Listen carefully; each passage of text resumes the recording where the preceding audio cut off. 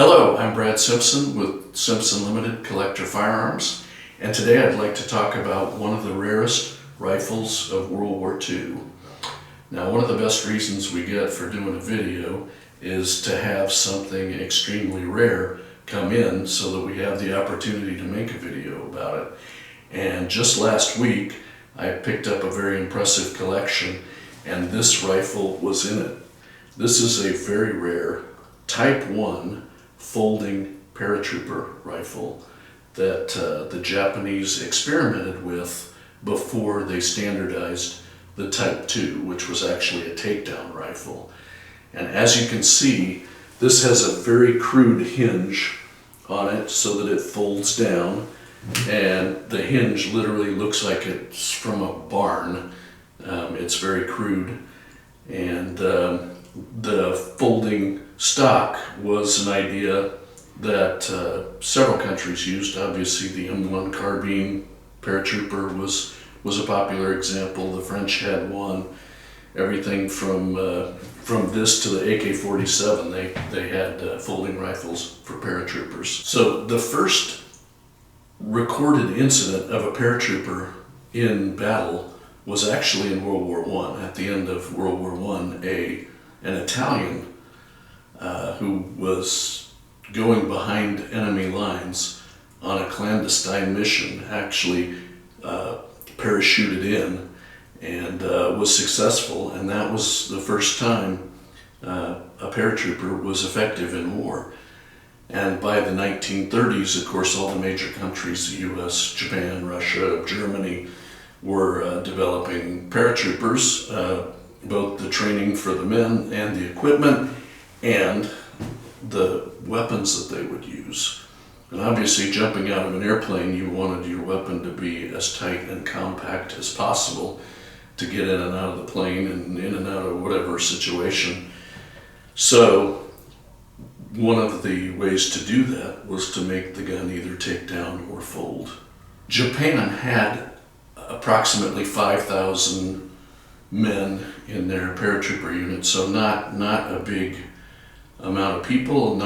These guns are of course very rare. Even the Type 2 is very rare because there weren't a lot of Japanese paratroopers, there weren't a lot of Japanese paratrooper equipment. And this example, the first ones, they just took a Type 38 and basically cut them down. And there was no real serial range. There's usually in the 4,000 to 5,000 range. This one's actually 6,090. But there's only about, they think they made about 250 of these guns before they standardized the Type 2, which they went with from here. So as you can see, this lever is held in place by a wing nut, and usually the wings on the nut are broken. This gun has both wings intact, which is extremely rare.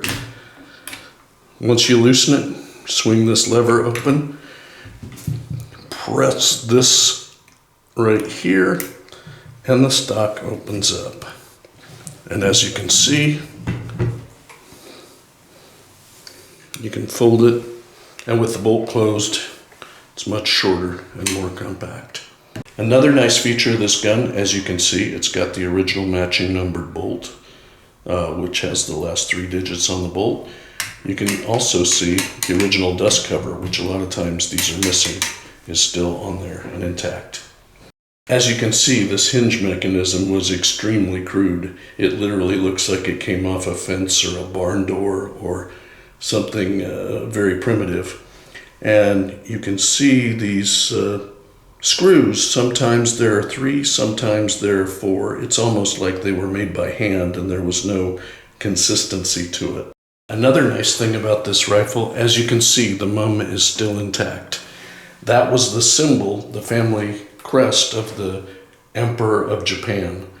And the Japanese considered it dishonorable to surrender a weapon with that symbol of the Emperor. So usually on Japanese rifles, you will see that symbol ground off. And that was mostly done by the Japanese, although they also requested that Americans ground them off before they went to the USA. So as you can see, This is one of the rarest rifles of World War II.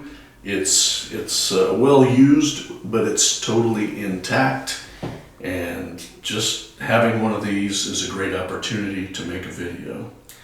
If you have any ideas for other videos or have any questions, send me an email at brad@simpsonltd.com. Thank you.